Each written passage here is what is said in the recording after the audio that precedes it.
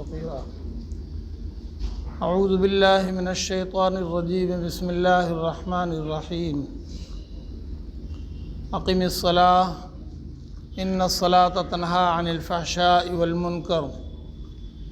وقال تعالى وأمر أهلك بالصلاة واصطبر عليها. وقال تعالى يا أيها الذين آمنوا استعينوا بالصبر والصلاة.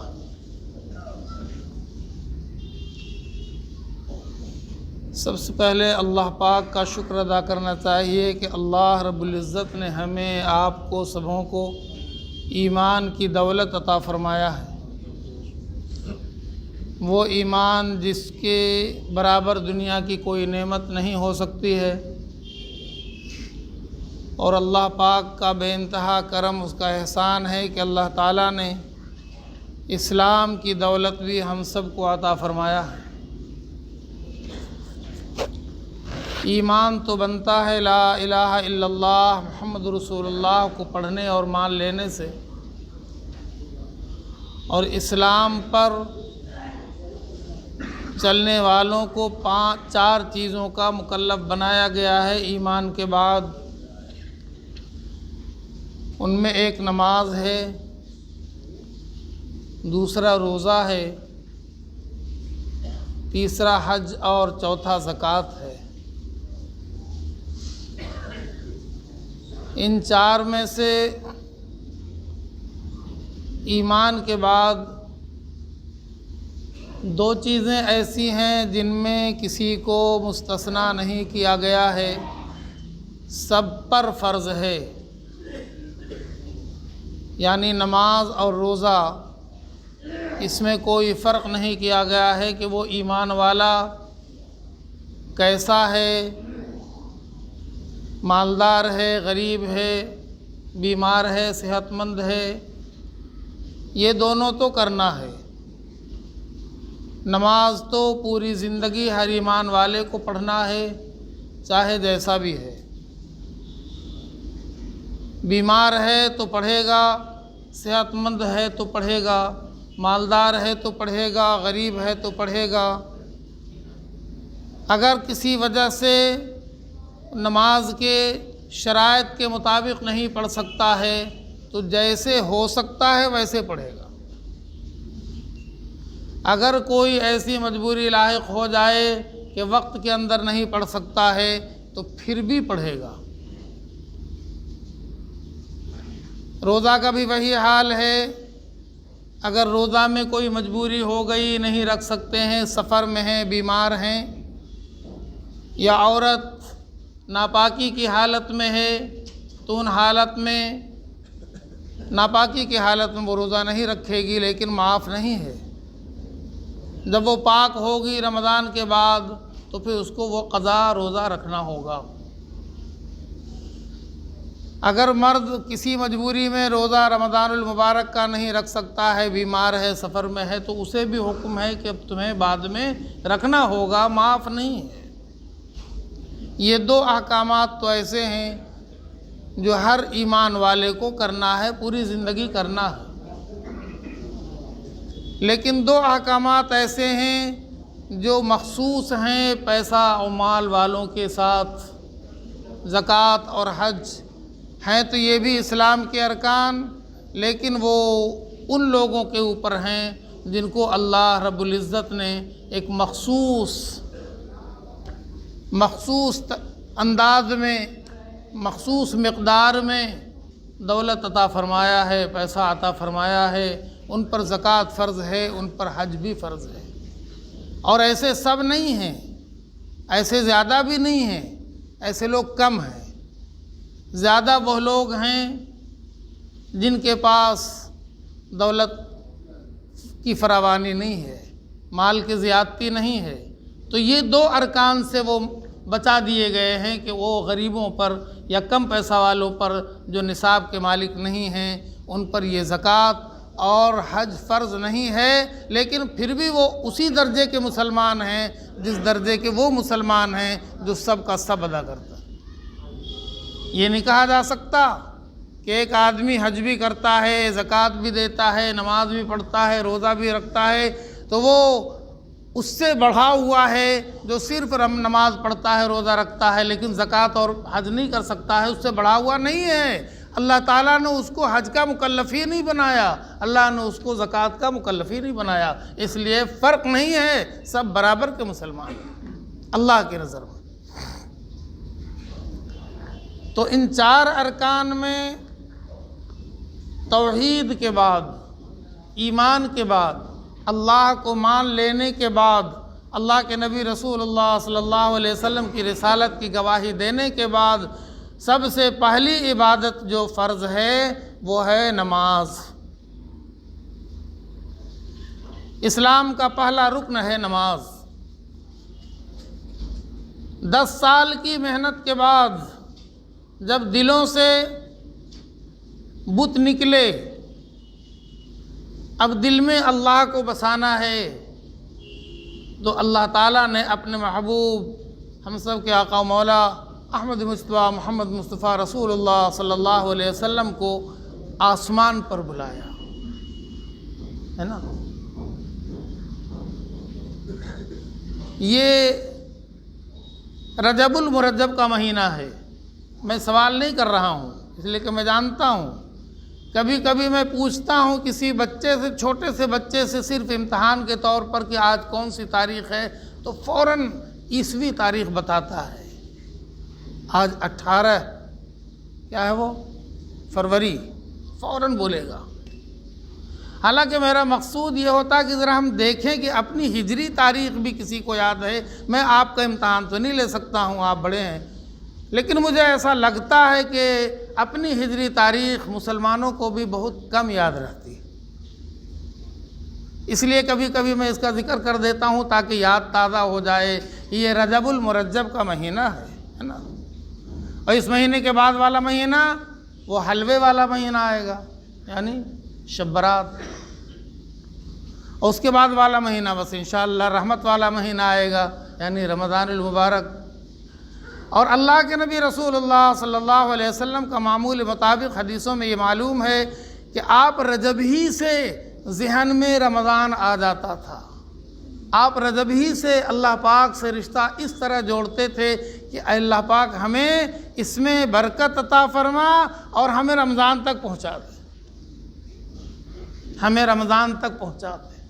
رمضان کی ایسی تمنا ہوتی تھی کہ 1.5-2 مہینہ پہلے سے اللہ کے نبی رسول اللہ صلی اللہ علیہ وسلم رمضان المبارک کا تصور فرماتے تھے اور دعا فرماتے تھے کہ اللہ تعالیٰ اب 1.5 مہینہ ہے، پتہ نہیں بلاوا آ جائے یا کیا ہو جائے، ہمیں رمضان المبارک تک پہنچا دیں، ہمیں رمضان المبارک دکھلا دیجیے، ایسی تمنا ہوتی تھی رجب ہی سے۔ ہم مسلمانوں کا اس مہینے سے 2 نسبت دکھائی پڑتی ہے، جس میں ایک تو سراسر غلط ہے اور ایک صحیح ہے۔ اسی رجب کے مہینے میں اللہ پاک نے اپنے محبوب رسول اللہ صلی اللہ علیہ وسلم کو اپنے پاس بلایا تھا معراج میں، جو تاریخوں کی کتاب میں لکھا ہوا ہے، اور اسی معراج میں اللہ تعالیٰ نے آپ پر نماز فرض فرمایا، زمین پر نہیں۔ باقی سب اعمال کے لیے تو جبرائیل علیہ السلام کو زمین پہ اتار دیا کہ جاؤ میرے نبی کو بتا دو کہ زکوٰۃ بھی فرض ہے، حج بھی فرض ہے، اور دوسرے اعمال بتا دیے کہ یہ حرام ہے، یہ حلال ہے، یہ جائز ہے، یہ ناجائز ہے۔ نماز بتانے کے لیے اور نماز دینے کے لیے اللہ نے اپنے محبوب کو اپنے پاس بلایا، تاکہ امت کو پتہ چلے کہ نماز وہ چیز نہیں ہے جو ہم سمجھ بیٹھے ہیں کہ جمعہ کو ذرا سا اچھا سا کپڑا پہن لیا اور بھیڑ لگا دیا اور السلام علیکم وعلیکم السلام، مصافحہ بھی ہو رہا ہے، ملاقاتیں بھی ہو رہی ہیں، اور ایک چہل پہل ہو گئی، ذرا اچھا لگ گیا کہ ہم نے عید منا لیا، ہم نے جمعہ کی عید منا لیا۔ نماز وہ نہیں ہے۔ آج ہم چونک گئے ایک ہیڈنگ پڑھ کے اخبار میں کہ غیر مسلم وکیل نے جج کے سامنے کہا کہ حجاب پر پابندی یہ تو اس قرآن پر پابندی کی طرح ہے، آگے اس کا نام لکھا ہے کہ یہ تو غیر مسلم کا نام ہے، اور غیر مسلم یہ دلیل کے ساتھ کہہ رہا ہے کہ حجاب پر پابندی تو قرآن پر پابندی ہے، اس کو سمجھ میں آ گیا۔ ہم میں سے کسی کو نہیں سمجھ میں آتا کہ نماز تو دراصل عین اسلام ہے، نماز چھوڑنا اسلام کو چھوڑنا ہے۔ آج ہم خوشی خوشی نعوذ باللہ من ذالک، آج مسلمان، بہت سے مسلمان، زیادہ تر مسلمان خوشی خوشی نماز چھوڑ دیتے ہیں۔ تیار رہیے، کل اگر آپ سے نماز چھڑائی جائے گی تو آپ کیا کیجیے گا؟ شروع ہو گیا ہے، سلسلہ تو شروع ہو گیا ہے۔ عوامی مقامات پر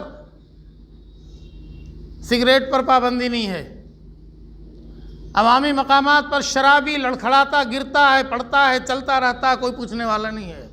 عوامی مقامات پر جو کچھ بھی ہو رہا ہے کوئی رکاوٹ نہیں ہے۔ عوامی مقامات پر نماز پر پابندی لگ گئی نا،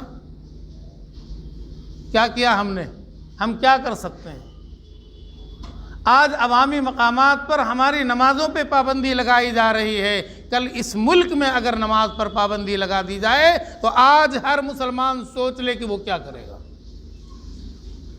آج اس کی ذمہ داری ہمارے اوپر عائد ہوتی ہے کہ آج سوچ لیں، بیفور، پہلے سے ہم تیار ہو جائیں اور تیار کر لیں اپنے آپ کو، اپنے ذہن و دماغ کو، کہ اگر خدا نخواستہ اس ملک میں جو ظالم کا پنجہ بڑھ رہا ہے اور ظالم کا ظلم بڑھتا چلا جا رہا ہے، اگر اس کی قوت اسی طرح بڑھتی چلی جائے گی اور ہمارے ایمان کی قوت اسی طرح گھٹتی چلی جائے گی، اور اگر وہ عوامی طور پر بالکلیہ طور پر نمازوں پہ، مسجدوں میں، گھروں میں، کہیں بھی پابندی لگائے گا تو ہم کیا کر سکتے ہیں؟ ابھی سے سوچنا پڑے گا۔ کبھی ہم نے سوچا نہیں۔ یہ جمعہ میں اتنی بڑی تعداد نمازیوں کی نظر آتی ہے، لیکن نماز جمعہ کی فرض نہیں ہے، نماز تو 5 وقت کی روزانہ فرض ہے۔ اور نماز اسی طرح فرض ہے، اس سے بڑھ کر فرض ہے، جس طرح ہم روزانہ 3 وقت کھانا فرض سمجھتے ہیں، جس طرح روزانہ ہم چند گھنٹے سونا ضروری سمجھتے ہیں، جس طرح نماز کے، اسی طرح نماز بھی ہمارے لیے ضروری ہے۔ نہیں کھائیں گے 3 وقت تو کیا ہوگا؟ مر جائیں گے۔ ہم نہیں سوئیں گے تو کیا ہوگا؟ کبھی مر جائیں گے۔ لیکن نماز نہیں پڑھیں گے تو ایمان مر جائے گا، پھر ایمان کے بغیر ہم رہ کے کیا کریں گے؟ کھانے کے بغیر مریں گے تو جنت سے محروم نہیں ہوں گے، سونے کے بغیر مریں گے تو انشاءاللہ جنت سے محروم نہیں ہوں گے، لیکن نماز کے بغیر اگر مر جائیں گے تو جنت سے محروم کر دیے جائیں گے۔ اس لیے کہ الصلاۃ مفتاح الجنہ، نماز ہی تو جنت کی کنجی ہے۔ اب وہ میرے پاس نہیں ہے، اس کی ہمیں پرواہ بھی نہیں، بس جمعہ پڑھ کے اطمینان ہو گیا کہ ہم نمازی ہیں۔ نماز 5 وقت کی فرض ہے۔ اور اسی رجب کے مہینے میں اللہ پاک نے اپنے پاس اپنے محبوب رسول اللہ صلی اللہ علیہ وسلم کو بلایا تھا۔ اس وقت زمین پر مسلمانوں کے حالات آج سے بہت جیسے آج کے حالات ہیں، اس سے بہت زیادہ درجہ ناگفتہ بے حالات تھے۔ جینا ایمان والوں کا مکہ مکرمہ کے سرزمین پر جینا مشکل تھا، جینا دوبھر تھا۔ آپ کہہ سکتے ہیں کہ آج ہمارا جینا دوبھر ہے؟ آج تو سہولتیں ہیں، آسانیاں ہیں، آج جینا دوبھر نہیں ہے، لیکن رو رہے ہیں۔ آپ ہم تصور کر لیں، نبوت کے بعد 10ویں سال میں جب اللہ کے نبی رسول اللہ صلی اللہ علیہ وسلم پر اور ایمان والوں پر ظلم کے پہاڑ توڑے جا رہے تھے، پہاڑوں کے درے میں ان کا بائیکاٹ کیا جا رہا تھا، اور 3 سال تک ان کے کھانے پہ پابندی تھی، ان کے ملنے پہ پابندی تھی، یہاں وہاں جانے پہ پابندی تھی، ساری چیزوں پر پابندی تھی، لیکن پھر بھی وہ اللہ سے جڑے ہوئے تھے۔ اس وقت میں اللہ پاک نے آسمان پر بلا کر اپنے محبوب کو 50 وقت کی نماز دیا۔ کتنے وقت کی؟ 50 وقت کی۔ اور خوشی خوشی اللہ کے نبی صلی اللہ علیہ وسلم واپس آئے، خوشی خوشی۔ اور سنیے اسی معراج میں، خیر ہم معراج کا تذکرہ تو آج نہیں چھیڑنا چاہتے تھے، وہ تو آگے انشاءاللہ آگے آج تو ہم ایک دوسرا موضوع چاہ رہے تھے آپ کے سامنے رکھنا، لیکن جب بات آ گئی کہ اللہ تعالیٰ نے اپنے محبوب کا استقبال فرمایا، السلام علیک ایھا النبی، علیکم نہیں، تم سب پر نہیں، آپ پر میرے محبوب، خاص آپ پر سلامتی ہو، اور اللہ کا محبوب، ہم سب کا آقا، ہم سب کے نبی، ہمیں آپ کو کسی کو نہیں بھولتے ہیں، اے اللہ پاک یہ آپ نے علیکہ کا صیغہ صرف میرے لیے سلامتی، اور نیچے جو میری امتی ہیں ان کے لیے السلام علینا، اے میرے اللہ سب کو شامل کر دیجیے۔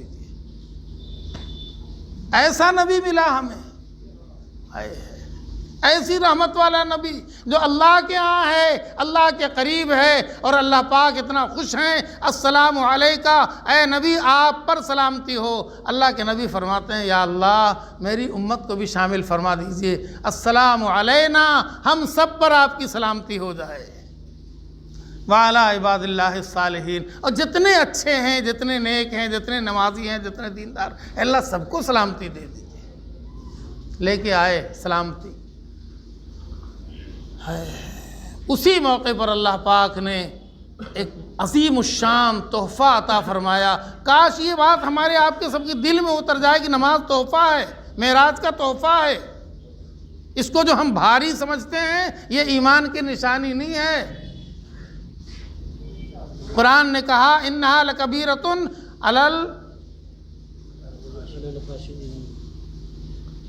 یہ بھاری تو ہے لیکن ڈرنے والوں پر والے کے لیے بھاری نہیں ہے، جو اللہ سے نہیں ڈرتا اس کے لیے بھاری۔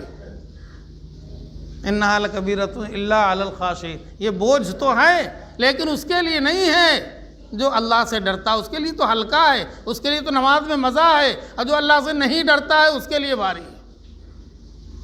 تو آپ 50 وقت کی نماز لے کے چلے آئے، لیکن سب نظام خدابندی قائم تھا پہلے سے کہ کون کہاں ملیں گے، کس آسمان پر۔ تو موسیٰ علیہ السلام ملے، واپس جائیے، میری امت تو ذرا لمبی تھی، طاقتور تھی، اتنی نعمتوں سے مالا مال تھی، وہ 2 وقت کی نہیں پڑھ سکی۔ آپ کی امت تو بیچاری وہ آٹا بیچنے میں اور روٹی بیلنے میں پریشان ہے، کہاں پڑے گی 50 وقت کی نماز؟ 24 گھنٹہ یہ نماز ہی میں لگے رہے۔ آپ ذرا مہربانی کیجئے، ہم ہاتھ جوڑتے ہیں، آپ کم کروا لیجیے۔ تو ہوتے ہوتے وہ 5 وقت کی بچی۔ پھر اللہ تعالیٰ نے یہ کلیئر کر دیا کہ میں کوئی بھول سے تھوڑا ہی 50 وقت کی فرض کیا تھا، وہ تو مجھے 50 وقت کا ثواب دینا تھا آپ کی امت کو، اس لیے میں نے 50 وقت کی فرض کیا تھا۔ 45 معاف ہے، 5 ہی پڑھ لے آپ کی امت، ہم سب پر 0 لگاتے چلے جائیں گے، 5 پر 0 لگا کے 50 کر دیں گے، ثواب تو لکھا جائے گا 50 ہی کا جو ہم نے پہلے شروع میں کہہ دیا تھا۔ لیکن آپ کی امت 45 وقت کی اس کے لیے معاف ہے، 5 وقت پڑھ دے بس۔ کیا ہم 5 وقت بھی نماز پڑھ پاتے ہیں؟ اور اسی نماز پر اللہ کی مدد موقوف ہے۔ اللہ تعالیٰ نے صاف فرمایا قرآن پاک میں، اے ایمان والو نماز پڑھو اور اللہ سے مدد مانگو، نماز کے ذریعہ اللہ سے مدد مانگو۔ ہم رونا تو جانتے ہیں، بلبلانا بھی جانتے ہیں، شکوہ شکایت کرنا بھی جانتے ہیں، آہو یہ بھی کہتے ہیں کہ سب دنیا ہم پر ظلم کر رہی ہے، مگر ہم مدد مانگنا نہیں جانتے۔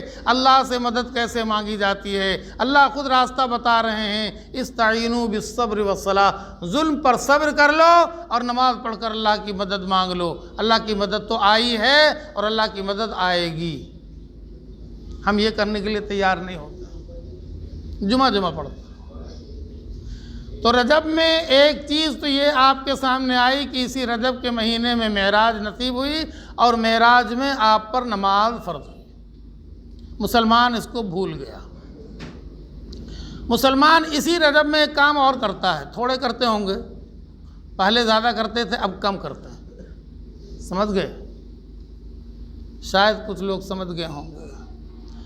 رجب کے مہینے میں ہماری بعض گھروں میں ہماری عورتیں، مسلمانوں کی عورتیں کنڈا مناتی ہیں، وہ 22 رجب کی بات ہے۔ یہ کنڈا کیا بلا ہے؟ وہ رات کو مٹھائیاں بنا کر وہ رشتہ داروں میں تقسیم بھی کرتی ہیں، وہ کھاتی بھی ہیں، اچھا مٹھائی آپ بتائیے کب کھایا جاتا ہے؟ ابا کے انتقال کے بعد کوئی مٹھائی کھاتا؟ کسی کی ماں کا انتقال ہو جائے تو 1 کلو مٹھائی منگا کے بانٹ دے محلے میں؟ ہے کوئی ماں کا لال؟ ہے کوئی ماں کی بیٹی ایسی جو اپنے کسی بھی رشتہ دار کے انتقال کے موقع پر مٹھائی منگا کے کھائے اور مٹھائی منگا کے بانٹے؟ ہے کوئی؟ تو اس کے لیے انہوں نے ایک جواز بنایا، جھوٹ، 100% جھوٹ، دعوے کے ساتھ کہہ رہا ہوں جھوٹ، کہ یہ امام جعفر صادق رضی اللہ تعالی عنہ کے پیدائش یا وفات کی بات ہے تو ہم ایسا کرتے ہیں۔ جو بھی ہو، امام جعفر صادق رضی اللہ تعالی عنہ کی نہ تو 22 رجب کو وفات ہوئی ہے نہ ان کی ولادت ہوئی ہے، تاریخ ایک دم گواہ ہے، تاریخ ایک دم صاف ہے۔ امام جعفر صادق کا 22 رجب سے کوئی لینا دینا نہیں، نہ تو آپ کی ولادت ہوئی ہے نہ آپ کی وفات ہوئی ہے، ایک دم کلیئر ہے۔ اور یہ دعویٰ ہے، اگر کوئی زیادہ پڑھے لکھے لوگ ہوں تو بتائیں گے، ثابت کریں وہ کہ 22 رجب کو ایسا کچھ ہوا۔ پھر یہ آیا کہاں سے؟ 22 رجب کو امیر معاویہ کا انتقال ہوا ہے، اور امیر معاویہ سے کچھ لوگ پرخاش رکھتے ہیں، دشمنی رکھتے ہیں، جلتے ہیں، حسد کرتے ہیں، کسی بنیاد پر، ہم وہ بنیاد نہیں جانتے۔ اب غلط بات کو کتنا جاننا، وہ کیوں ان سے جلتے ہیں؟ ان کی وفات ہوئی ہے 22 رجب کو، ان کی وفات کے دن میں وہ خوشیاں منانے کے لیے مٹھائی بناتے ہیں، مٹھائی کھاتے ہیں، مٹھائی بانٹتے ہیں، لیکن دکھا کر نہیں کہ کوئی ڈنڈا برسائے، کوئی لڑنے کے لیے تیار ہو جائے، تو وہ چھپ کر رات میں کرتے ہیں، چونکہ ان سے جلتے ہیں، اپنے دل کی بھڑاس نکالنا ہے۔ امیر معاویہ سے جلنے کا کہ بھڑاس مٹانے کے لیے وہ ایسا کرتے ہیں، کنڈا بنواتے ہیں یا عورتیں بناتی ہیں۔ اچھا، یہ کچھ خاص فرقہ ہے جو دعویٰ کرتا کہ ہم مسلمان ہیں لیکن غیر اسلامی کام کرتا، لیکن یہ سیدھے سادے مسلمان، ہمارے گھر کے لوگ، ہماری گھر کی عورتیں جو بیچاری کچھ نہیں جانتی ہیں، انہوں نے اس کو پکڑ لیا ہے، چھوڑنے کا نام نہیں لیتی۔ کبھی انہوں نے پوچھا بھی نہیں، کبھی انہوں نے سمجھا بھی نہیں، کبھی انہوں نے پڑھا بھی نہیں کسی کتاب میں کہ آخر یہ کام کیوں ہم کر رہے ہیں، اس کا کچھ ہے؟ کچھ نہیں، بس کر رہے ہیں، کر رہے ہیں، ہو رہا ہے تو ہوتا چلا آ رہا ہے، ہم کرتے رہیں گے۔ کتنا غلط ہے۔ امیر معاویہ رضی اللہ تعالیٰ عنہ کے بارے میں کوئی جاننا چاہے تو جان لے تاریخ میں۔ نمبر 1، وہ اللہ کے نبی رسول اللہ صلی اللہ علیہ وسلم کے صحابی ہیں۔ صحابی ہونے کا مقام و مرتبہ تو سب کو معلوم ہے نا، صحابی ہیں۔ ایک شخص کافروں کے جھرمٹ میں سے نکل کر آیا رسول اللہ صلی اللہ علیہ وسلم کے پاس، اے اللہ کے نبی مجھے کلمہ پڑھا دیجیے، میں ابھی کافروں کے پاس کھڑا تھا، آپ سے، آپ کے صحابہ سے لڑنے آیا تھا، لیکن میرا دل پلٹ گیا ہے، اب میں ان کے ساتھ نہیں رہنا چاہتا ہوں، میں آپ کے ساتھ ہونا چاہتا ہوں، آپ کلمہ پڑھا دیجئے۔ اللہ کے نبی رسول اللہ صلی اللہ علیہ وسلم نے اسی وقت میں ان کو کلمہ پڑھایا، اور پھر کلمہ پڑھ کر وہ فوراً گئے، مسلمانوں کے صف میں کھڑے ہو گئے، شہید ہو گئے۔ ایک وقت کی نماز نہیں پڑھا ہے، ایک دن کا روزہ نہیں رکھا ہے، اسلام کا کوئی عمل نہیں کیا ہے، ایمان لائے ہیں، اللہ کے نبی کے صحابی میں رجسٹر میں نام لکھا لیا ہے، اور اس کے بعد اللہ کے ہاں چلے گئے ہیں۔ ان کا جو مقام و مرتبہ ہے، خدا کی قسم مسجد میں کہہ رہا ہوں، کوئی بھی بڑا سے بڑا ولی، کوئی بڑا سے بڑا بھی، کوئی ان کا درجہ بھی نہیں پا سکتا۔ صحابی ہونا جو درجہ ہے، اس کا درجہ تو کوئی دوسرا پا ہی نہیں سکتا ہے جو صحابی نہیں ہے، چاہے وہ 500 سال کی عبادت کر لے یا 5000 سال کی عبادت کر لے، کسی ایک صحابی کا مقام نہیں پا سکتا ہے جس نے اللہ کے نبی رسول اللہ صلی اللہ علیہ وسلم کو ایمان کی حالت میں دیکھ لیا اور ایمان پر اس کا خاتمہ ہو گیا، وہ صحابی ہو گیا، اس کا مقام بلند ہو گیا۔ امیر معاویہ رضی اللہ تعالیٰ عنہ صحابی تھے، کوئی انکار نہیں کر سکتا، کتنا اونچا مقام ہے۔ اور وہ بعد کے نہیں تھے، کاتب وحی تھے، سمجھ گئے؟ آسمان سے جو پیغام قرآن پاک اترتا تھا اللہ کے نبی رسول اللہ صلی اللہ علیہ وسلم کے اوپر، اللہ کے نبی صلی اللہ علیہ وسلم نے کچھ کاتبوں کو مقرر کر دیا تھا جو لکھنا جانتے تھے، ان سے لکھواتے تھے۔ ان میں ایک امیر معاویہ رضی اللہ عنہ بھی تھے، حضرت علی رضی اللہ عنہ بھی تھے۔ تو امیر معاویہ رضی اللہ عنہ کا دوسرا مقام و مرتبہ کیا ہوا؟ آپ قرآن پاک کے لکھنے والے کاتب تھے۔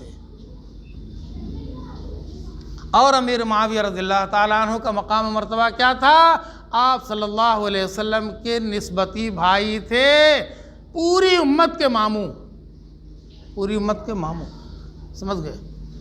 پیارے نبی رسول اللہ صلی اللہ علیہ وسلم کی ازواج مطہرات میں ام حبیبہ رضی اللہ تعالیٰ عنہ بھی تو ہیں۔ ام حبیبہ رضی اللہ تعالیٰ عنہ کی کے بھائی تھے امیر معاویہ رضی اللہ عنہ۔ پیارے نبی صلی اللہ علیہ وسلم کے نسبتی بھائی ہوئے کہ نہیں ہوئے؟ ام حبیبہ رضی اللہ عنہ ہم سب کی ماں ہیں کہ نہیں ہیں؟ اور ان کے بھائی ہم سب کے ماموں ہیں کہ نہیں؟ اب کوئی جلے گا؟ امیر معاویہ رضی اللہ عنہ، امیر معاویہ رضی اللہ تعالیٰ عنہ کے لیے اللہ کے نبی رسول اللہ صلی اللہ علیہ وسلم نے ڈھیر ساری دعائیں مانگی ہیں۔ اے اللہ پاک امیر معاویہ کو حساب کا علم عطا فرما دے، اور اتنا بڑا حساب داں تو اس وقت میں کوئی نہیں تھا جتنا امیر معاویہ رضی اللہ عنہ تھے، حضور پاک صلی اللہ علیہ وسلم کی دعاؤں کی برکت سے۔ اور بھی اے اللہ ان کا حساب آسان کر دے، اے اللہ ان کو جنت میں داخلہ فرما دے، بہت سی دعائیں امیر معاویہ رضی اللہ عنہ کے لیے حضور پاک صلی اللہ علیہ وسلم نے دعا مانگی ہے۔ امیر معاویہ رضی اللہ تعالیٰ عنہ کا مقام و مرتبہ بلند ہے۔ فاتح اسلام کے حضرت حسن رضی اللہ تعالیٰ عنہ نے اپنی خلافت کے بعد ان کے ہاتھ پر بیعت فرما دیا، اور پوری امت نے ان کو خلیفہ مانا ہے، وہ اسلام کے خلیفہ بھی ہیں۔ بہت سے باتیں اب ان سے جلنے والے چھپ کر جھوٹ موٹ امام جعفر صادق رضی اللہ عنہ کا نام لے کر وہ مٹھائی تقسیم کرتے ہیں۔ اب مسلمانوں نہیں ایسا کرنا چاہیے، آپ کو نہیں کرنا چاہیے، آپ کو سمجھنا چاہیے اسلام سمجھ کر چلنے والا دین ہے، بے سمجھے چلنے والا دین نہیں ہے۔ اتنی صاف ستھری بات ہے، لیکن اس کے باوجود میں یہاں پر 40 سال سے دیکھ رہا ہوں، پہلے بہت ہوتا تھا، اب بھی کچھ ہوتا ہے، ختم نہیں ہوتا ہے۔ اللہ تعالیٰ ان لوگوں کو بھی سمجھ عطا فرما دے کہ بدعات سے توبہ کر لیں، بدعات سے توبہ کر لیں، یہ بدعت ہے۔ کل بدعت ضلالہ وکل ضلالۃ فی النار، ہر بدعت گمراہی ہے اور ہر گمراہی جہنم تک پہنچاتی ہے۔ بدعت کس کو کہتے ہیں؟ ہر وہ کام جو اللہ کے نبی صلی اللہ علیہ وسلم سے ثابت نہیں ہے، اس کام کو دین کا کام سمجھ کر کرنا، ثواب کی نیت سے کرنا، یہ بدعت ہے۔ ہر وہ کام جو اللہ کے نبی صلی اللہ علیہ وسلم نے کیا ہے یا کرنے کا حکم دیا ہے، یا کسی نے آپ کے سامنے کام کیا اور آپ نے منع نہیں کیا ہے، یہ سارے کام سنت ہیں، یہ سارے کام سنت ہیں۔ حضور نے خود جو کام کیا ہے سنت ہے، جو حضور نے صحابہ کرام کو کرنے کا حکم دیا ہے وہ بھی سنت ہے، اور جو کام کسی صحابی نے آپ کے سامنے کر لیا اور آپ نے دیکھ کر منع نہیں فرمایا، گویا آپ نے اس کے صحیح ہونے پر مہر لگا دی، وہ بھی سنت ہے۔ اس کے علاوہ کوئی کام جو اللہ کے نبی نے نہیں کیا، صحابہ کرام نے نہیں کیا اور وہ کوئی بھی مسلمان کبھی بھی کہیں بھی ثواب کی نیت سے کرے، دین کا کام سمجھ کر کرے، وہ سب کام بدعت ہے اور کلیئر ہے۔ اللہ کے نبی صلی اللہ علیہ وسلم کا فرمایا ہوا کل بدعت ضلالہ، ہر بدعت گمراہی ہے، وکل ضلالۃ فی النار، ہر گمراہی جہنم تک پہنچاتی ہے۔ چھوڑ دینا چاہیے بہت سی چیزیں، بہت سا کام جو ہم نادانی میں کرتے ہیں، جن کا ہم کو پتہ نہیں ہے، صرف ہم نے اپنے پرکھوں کو پہلوں کو دیکھا ہے تو کرتے چلے آئے۔ اسلام دین میں اس کی کوئی جگہ نہیں ہے، ہم چھوڑنے کے لیے تیار نہیں ہیں، اس کو چھوڑ دینا چاہیے۔ اور ایک بات اخیر میں، ہر بدعت انسان کو سنت سے روکتی ہے۔ جب انسان بدعت کرنے لگ جاتا ہے تو اس کی نحوست سے وہ اللہ کے نبی صلی اللہ علیہ وسلم سے دور ہوتا چلا جاتا ہے، اللہ کے نبی کی سنتیں اس کی زندگی سے نکلتی چلی جاتی ہیں، اور جب سنتیں زندگی سے نکلتی ہیں تو فرائض بھی متروک ہونے لگتے ہیں، فرائض بھی چھوٹنے لگتے ہیں، اور جب کسی بدنصیب مسلمان کی زندگی میں اسلام کے فرائض چھوٹنے لگ جاتے ہیں تو پھر اس کے ایمان کا خطرہ آ جاتا ہے۔ اسٹیپ بائی اسٹیپ ہے نا، یہ تو ایمان سب سے پہلے آ گیا، اس کو بچانے کے لیے اللہ تعالیٰ نے فرائض عطا فرمائے۔ قرآن میں ہے نا، ان الصلاۃ تنہا عن الفحشاء والمنکر، نماز قائم کرو، اس لیے کہ نماز ہر بے حیائی سے، ہر برائی سے روکتی ہے۔ معلوم ہوا کہ نماز تو دی ہی اس لیے گئی ہے کہ جو نماز پڑھے گا وہ برائیوں سے بچنے والا بن جائے گا، نماز اس کو خود بخود برائیوں سے روکے گی۔ بعض کے بارے میں اللہ کے نبی صلی اللہ علیہ وسلم کو خبر ملی کہ وہ بندہ تو نماز پڑھتا ہے، وہ بندہ تو ایمان والا ہے، لیکن تو فلاں کام تو کرتا ہے۔ اللہ کے نبی صلی اللہ علیہ وسلم نے فرمایا کہ نماز پڑھتا ہے، ہاں پڑھتا ہے، فرمایا وہ نماز اس کو روک دے گی۔ معلوم ہوا کچھ دنوں کے بعد اس کی اصلاح ہو گئی۔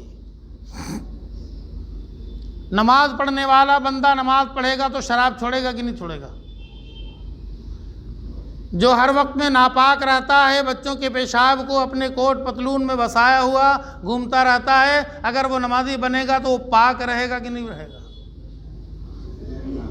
اور اگر نماز نہیں پڑھتا ہے، گندگی اس کے کپڑوں میں، اس کے جسم میں بسی ہوئی، ناپاکی بسی ہوئی ہے، ملک الموت آ جائے تو وہ کہے گا کہ ہمیں غسل کرنے دو؟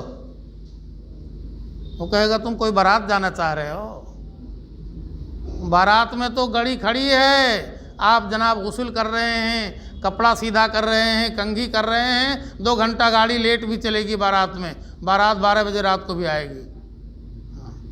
ہم بھی رات بارات میں گئے تھے شادی میں آسنسول، اور بارات دیر سے آئی، ہم نے میرے خاندان کے رشتہ داری کا مسئلہ تھا اور بہت زور دے کے بلایا گیا تھا، تو جانا تو قرابت داری کو تو زندہ رکھنا تھا نا، چلے گئے، بارات کو ویلکم کیا، اندر بٹھایا، ہم نے کہا اللہ حافظ، میں چلا اسٹیشن۔ ارے نکاح، ہم کہا اللہ حافظ، فجر کی نماز میں یہاں آپ کے یہاں موجود، بعد میں خبر آئی کہ نکاح 12 بجے رات کو ہو گیا۔ تو بارات کے لیے تو آدمی بارات کو بھی روک دے گا، لیکن ملک الموت کو تو کوئی روک نہیں سکتا۔ تم ناپاک رہو، پاک رہو، زمین میں رہو، بیچ میں رہو، کہیں بھی رہو، دریا میں رہو، سمندر میں رہو، سمندر کے اندر چاہے پنڈبی میں رہو، ملک الموت تو ہر جگہ پہنچ جاتا ہے۔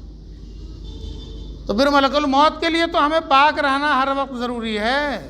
اس کے لیے تو یہ سوچنا نہیں جمعہ آئے گا تب، جمعہ آنے سے پہلے یہ رمضان المبارک آنے والا ہے، کون کہہ سکتا ہے کہ وہ رمضان پائے گا یا رمضان کے پہلے؟ اچھا اب تو اللہ تعالیٰ کا بھی ایک سلسلہ چل پڑا ہے، ٹپ ٹپ، ہے نا، بیٹھے بیٹھے گئے، کھڑے کھڑے گئے، چلتے چلتے گئے۔ اب اللہ تعالیٰ نے بھی دکھانا شروع کر دیا کہ اب جو ہے مہینہ 2 مہینہ سال بھر بیمار رکھنے کی ضرورت، اب تو ایک دم ملک الموت جائے گا، بٹن دبائے گا۔ تیار رہنا چاہیے، اور نماز سے بڑی قیمتی کوئی چیز نہیں ہے۔ ہر ایمان والے کو نماز کا پابند ہونا چاہیے۔ نماز پڑھنے پہ اللہ کی مدد بھی آئے گی، نماز پڑھنے پہ انسان کی زندگی سے برائیاں بھی نکلیں گی، اور نماز پڑھنے پہ انشاءاللہ تعالیٰ آپ کی بات اللہ تعالیٰ سننے کے لیے بھی تیار ہوں گے، اللہ تعالیٰ آپ کی دعاؤں کو بھی قبول کریں گے، اور اللہ تعالیٰ ہر طرح مسلمانوں کی مدد کریں گے۔ نماز پڑھنے والا ہونا چاہیے اور برائیوں کو، بدعات کو چھوڑ دینے والا بننا چاہیے۔ وآخر دعوانا الحمدللہ۔